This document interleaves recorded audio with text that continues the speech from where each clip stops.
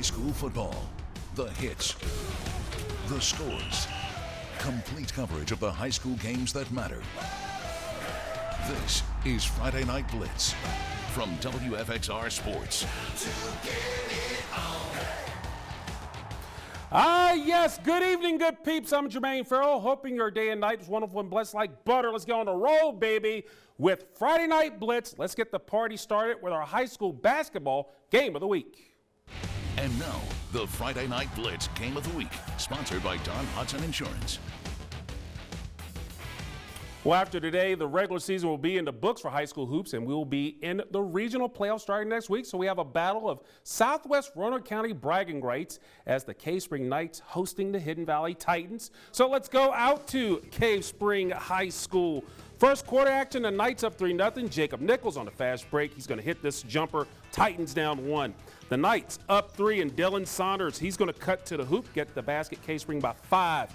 Titans now down 3. Hunter Whitaker finding Manu Singh under the basket. 3-point play, hoop and harm action, tying the game at 12. Second quarter, Knights start. Jones finding Bryce Cooper for the layup. K-Spring tying it at 16, but it would be all Knights. Jones, he's going to hit the mid-range J. Knights up 18-16. K-Spring, they go on and beat the Knights 50-40. Now, if you would like to see the rematch of this game or rewatch it, we have it for you tomorrow afternoon, 1 o'clock. That's Saturday on WWCW. Dave Ross and Steve Myers will be on the call of the game, which is being produced by Franklin County High School students. Meanwhile, let's go over to Northside High School. It was senior night. This was a nice one, a close one. William Byrd taking on Northside. They were battling back and forth over at Bill Pope Gym. And then you see right here a little hoop and harm action off the jumper. This game will go to overtime. Northside winning 65-61. Lawrence Cole, 20 points for Northside. Jamie Cawley, 18 for William Byrd. Let's go over to PH. The Pulaski County Cougars in town playing the Patrick Henry Patriots. You see a jumper there. That was hit there by a good play, Javante Smith doing work, and Pulaski doing work as well, getting the basket up there for 2. But in the end, it's Pulaski County falling to PH by the score of 70-46. Let's go over to North Cross High School, or North Cross School, as they're hosting Miller School. First quarter, Raiders down 5. Drew Jensen hits the triple, nailing that. North Cross down 2. Later, the Raiders down 2. Miller losing the ball. Then Nick Anderson airs it out to Landon Trail for the bucket, tying it up at 14. Now tied at 17, the Raiders trail with the bounce pass to Chase Robinson with the 3-point play, hoop and harm. Raiders up 20-17, but Miller would turn it on in the second quarter. Eli Delaware with the 3-ball. Miller School, they win over North Cross 72-40. And finally, we're going to wrap things up with girls action. Hidden Valley hosting Cave Spring. Second quarter, Cave Spring up 33-7. Olivia Jones is going to hit the J. Knights up 28. Titans will respond, though. Alice El Cavasarin, she's going to hit the triple. Hidden Valley down 27 in the Knights' third quarter. Zeta Porter on the fast break. She's going to get the deuce. K-Spring up 39-10, but it would be all K-Spring from here on out. Katie Carroll, in relation to John, hits the jumper and the friendly roll. Got it. The Knights beat the Titans 54-13. Coming up, high school football teams hit the practice field for the first time this school year. We check out one of these practices. This one's over at PH. Spoiler alert. This is Friday Night Blitz. Now, back to Friday Night Blitz, a WFXR Sports production. And welcome back, good peeps, to Friday Night Blitz right here on WFXR. High school football teams across the state hit the practice field for the first time as VHSL teams are holding their fall season beginning this month. As you recall, all VHSLs shelved the fall sports and moved them to February. Teams like Patrick Henry are only allowed to play 6 regular season games, and the playoffs are only 4 rounds with only 4 teams per region qualifying for the playoffs. Still is a great time for high school football coming back to the area. Well, we're excited to be out here. It's, very unusual, surreal a little bit, but these kids have been working hard for a long time, and I'm excited for this senior group to get out here because they're a great group and they deserve the opportunity. With the roller coaster ride of this, just from your perspective, how crazy has it been? And now, okay, we're playing in the springtime when it's cold. Well, game of football teaches you to adapt, and that's what we're trying to tell these kids. You know, you get knocked down in football, and you got to get back up and keep rolling. And they've been very resilient, and you know, we're really proud of what they've done so far. So, I mean, even during this time of the year, there is some type of football activity. So, I mean, I guess it isn't as unusual as it is. No, you know, we're pretty much, except for the dead periods on a normal year, we're working year-round anyway. So, it's not real crazy. It feels good to just be back out here with everybody. It's been a long process and everything with, I guess, everything going on this year, but excited to be back out here with Roy, and he just signed yesterday, and excited to get to work. What do you think will be, I guess, the biggest adjustment playing football, in your opinion, this time of the year? Because usually, I mean, you're kind of in an off-season mode workout. The cold. That'll be the biggest challenge. The cold, for sure. I think everybody's just going to have to get used to playing in the cold weather, lungs, all that. It's just going to be different. We got a bunch of younger kids, too. I don't know. I feel like it'll just be a big year to handle adversity. Now, PHA opened up the season on February 22nd at home against Hidden Valley, and Trace Pedigo did mention this. Wednesday was National Signing Day. One of his teammates and senior at Patrick Henry cemented his future in signing the National Letter of Intent. Roy Gunn headed to Lexington to play for VMI, joining his teammate Trace Pedigo, who signed with the Cadets. Now, back in December, Gunn had been the quarterback for the Patriots for the past 3 seasons, throwing for over 2,000 yards, 24 touchdowns in 2019. Gunn says the pandemic made it difficult to go through the recruiting process, but VMI stuck with him the whole time. It was tough because at times you just didn't know if how the recruiting process was, because it was up and down. And then with seniors being able to come back, you just didn't know if he was going to be able to get a chance. They wanted me the most, and they stuck with me throughout COVID. Didn't fall off with me.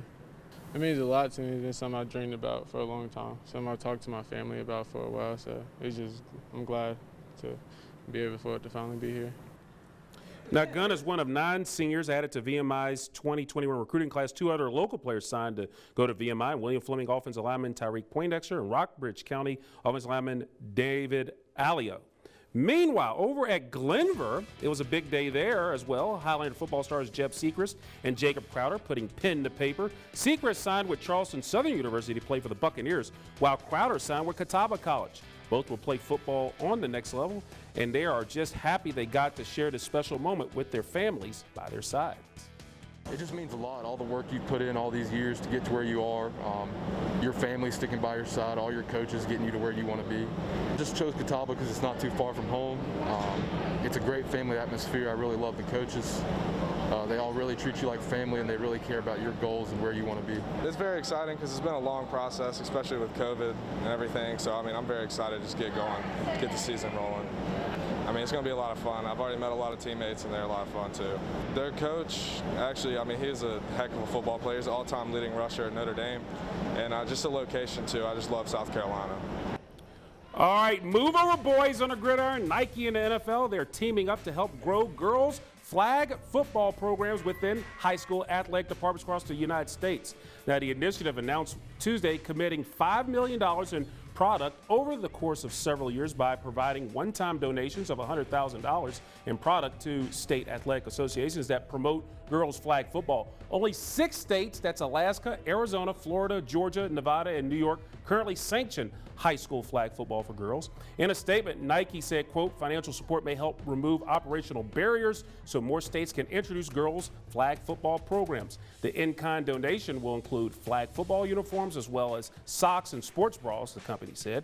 Nike said it also plans to launch a film series focused on highlighting women and young girls who are blazing paths forward in football. And that'll be some cool stuff that comes here to Virginia. Well, coming up next on Friday Night Blitz, David de Guzman shares the story of former Alta Vista Colonel Juan Thornhill getting a chance to play in Sunday's Super Bowl. Stick and stay, please. Now, back to Friday Night Blitz, a Wfxr sports production. All right, good peeps. Welcome back to Friday Night Blitz right here on Wfxr. I'm Jermaine Ferrell, and I'm so thankful to have you guys watch this show as we're getting closer to high school football season. I mean, it's getting closer. Meanwhile, Sunday will mark the Kansas City Chiefs' second straight appearance in the Super Bowl, but it'll be a first-time feeling for Alta Vista native Juan Thornhill. The Kansas City safety missed last year's big game because of an injury, and as Wfxr Sports' David Guzman explains, the UVA product was determined to get a second chance. This whole off season, in my mind, I was just thinking that we were going to get back to the Super Bowl. There was no other option. So Juan Thornhill is making the most of this trip to Tampa after a torn ACL forced him to watch last year's Kansas City victory from the stands in Miami. The part that hit me the most is when they ran out that tunnel. When they ran out the tunnel, I was standing front row screaming for them. And then after that, it's just it hit me super hard and I shut down because mentally I just really wanted to be on the field. And I think that's what drove me throughout this whole year. It's just I'm going to get back to that game. It's I had to get back. After playing both safety and quarterback at Alta Vista, Thornhill made an impact at Virginia under head coach Bronco Mendenhall, making 13 interceptions and catching the attention of NFL scouts.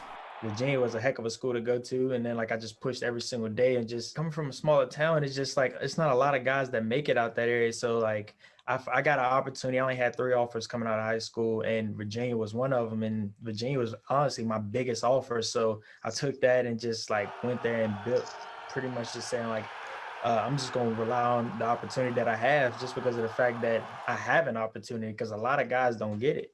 And now, in only his second year in the NFL, the 2019 second-round draft pick gets the opportunity of a lifetime. So, it definitely means a whole lot for me, just being able to actually step out there, play in the Super Bowl. This is your childhood dream, to go out there and play in one of the biggest games. Thornhill said when he couldn't play in last year's playoffs because of the injury, he felt like he let his teammates down. Now he's set to play in the game he grew up watching with his parents and grandparents, looking to help Kansas City become the first team to win back-to-back Super Bowls since the Patriots did it in 2003 and 2004. Back to you.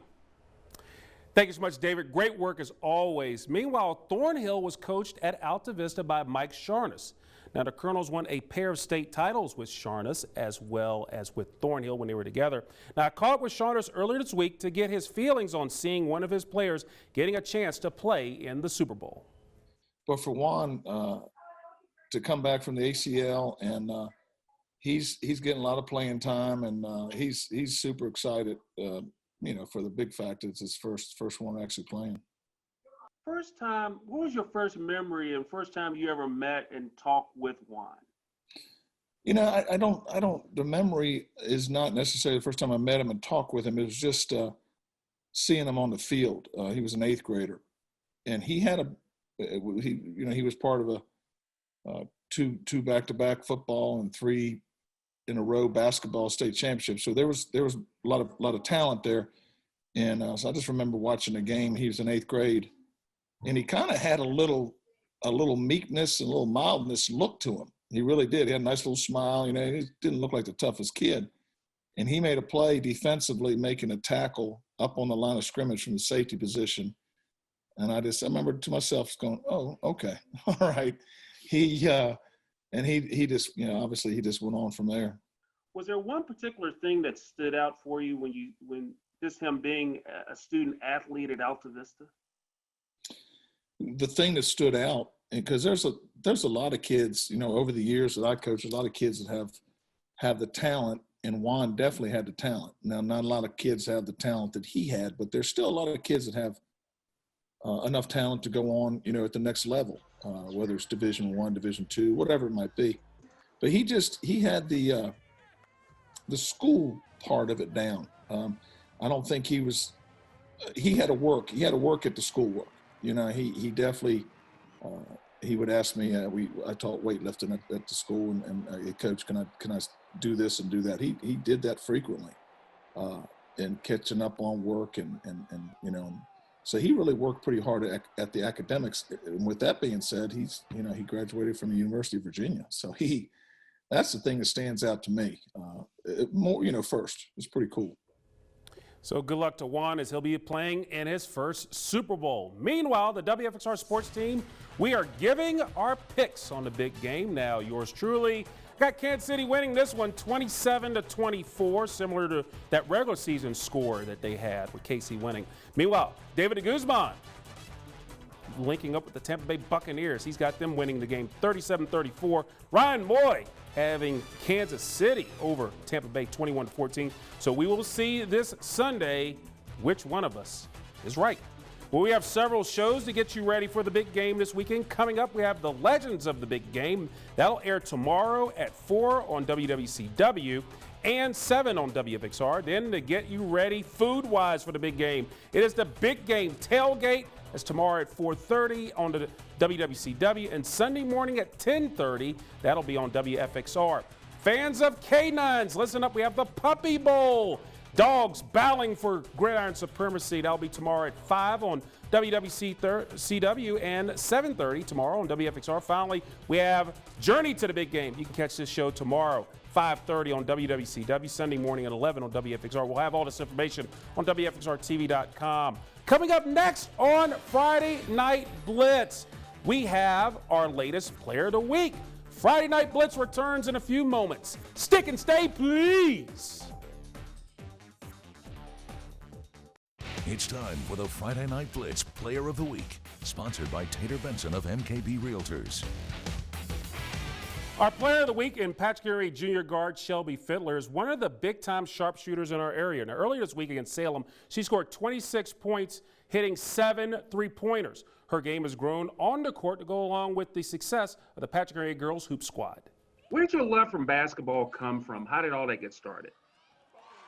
I just got into sports at a young age, and that was kind of the one that I picked because with my dad being a coach, it was just, I guess I liked it, so that's why I stuck with that instead of doing other sports, and that's about it. I saw somewhere you participated in a punt, pass, and kick competition when you were young. Take me back to that, and when was that? That was like in elementary school. I did that, and I went to the, I guess they're the Washington football team now. I got all the way to where you would go onto the field and get to go to this game and stuff. So it was pretty fun. It was a cool experience.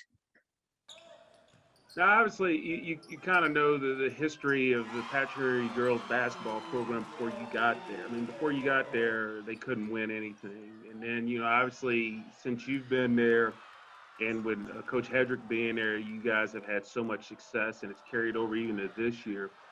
What's it like being part of the growth of the Patrick Henry basketball program? It's nice. I think Coach Hedrick definitely is the main reason that we're as good as we are. Coach Hedrick, and then all my teammates work really hard, and it feels good to win, so we all like it a lot, and it's been fun. So last night you were in the zone. You had 26 points. You had 7 3 balls, triples. How does that feel when the basket is so big and you can't miss from outside? It feels good. You can't get too confident, but it feels good. It's just you keep going and you keep playing. So you try not to think about it too much because then you feel like you'll miss if you get too confident. So congratulations to Shelby on that honor. Now check this video out, folks. Tomorrow, special day for me for 2 reasons. That's the reason right there. My wife Yolanda and I's grandson Elias, a.k.a. Eli. He turns 2 years old. He's a special and awesome grandson. Grammy and Grampy, we love you very, very much, baby boy. Happy birthday to Eli.